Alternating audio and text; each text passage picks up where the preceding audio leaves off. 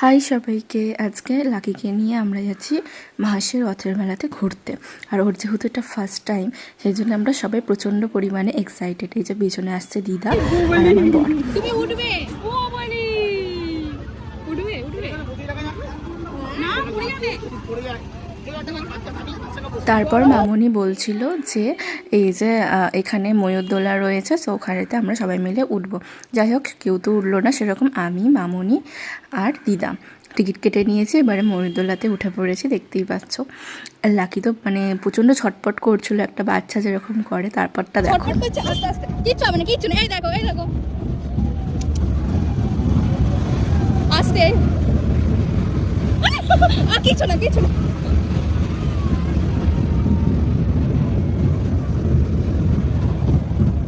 এই দেখো, হয়ে গেল, হয়ে গেল, হয়ে গেল, হয়ে গেল, কিচ্ছু হবে না। তারপর যাই হোক, এতটা ছটপট করবার পরে আমরা ঢুকে পড়েছিলাম এবারে ঘুরু ঘুরু করতে, মানে কেনাকাটা করতে।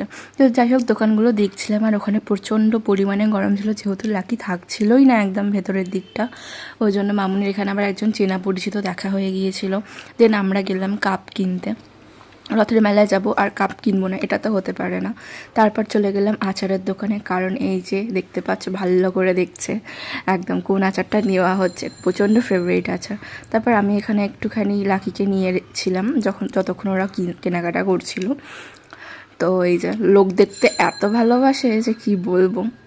আর অনেক পরিমাণে মানে সবাই ওকে আদর করছিল অ্যাজ এ পেরেন্ট হিসেবে। আমাদের তো এটা ভীষণই ভালো লাগছিল। তারপর আমরা আচার টাচার কিনে চলে এসেছিলাম এই যে এখানে কাটলেটের দোকানেতে। আর এখানেতে এসে দেখি অনেক রকমের কাটলেট, আর এখান থেকে আমরা নিয়েছিলাম ভেটকি কাটলেট। আর এই দেখো ওনার মানে ফ্যান ফলোয়ার্স কত বেশি। আমি আর আলাদা করে কিছু ভিডিও বানালাম না, সবগুলোকে নিয়ে এক জায়গাতেই জড়ো করে দিলাম। তোমরা একটু দেখে নিও, মানে ওকে এত সবাই আদর করেছে, এত ভালোবাসা দিয়েছে। মানে আমাদের তো প্রচণ্ড ভালো লেগেছে যে ওকে ভালোবাসছে, আদর করছে। এটা মানে আমাদের কাছে অনেক বড় পাওয়া। আর সত্যি কথা বলতে কি, আমরা ওকে নিয়ে খুব একটা বেরোই না, কারণ ডক্টর বারণ করেছে। তো যেটুখানি একটু ইচ্ছা তো করে মানুষের যে ওকে একটু বাইরে বার করবো, ওরও একটু ভালো লাগবে, তো সেই হিসেবেই আর কি বাইরে বার করা।